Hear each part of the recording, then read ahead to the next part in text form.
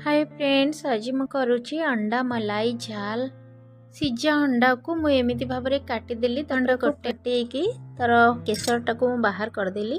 तार जो white part रहा से अंडा कटा अंडा गुड़ा को बुड़े छाणीदेली कहीं अंडाटे बाइडिंग हो तार केसर बाहर कड़े तेल दे डालचीनी अलैच गुजराती दे पियाज पकईदेली। पियाज टिके अदा रसुण कंचा लंका जरा पियाज अधा दे मु पेस्ट करदेली। मसलार पेस्ट टी आउ अधा पियाज देदेली।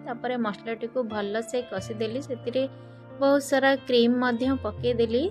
से गोटे बटर पकईची। मसलाटी भल से हो सारा पर अल्प पानी देली। पानी फुटला परे से अंडा पकई रेडी करदेली। आमर अंडा मलाई झल यहाँ बहुत टेस्ट। आपण मैंने ये प्रोसेस रे बनातु आ मते कमेंट रे कहतु केमिति लागिला ये अंडा मलाई झल। रहिली जय जगन्नाथ।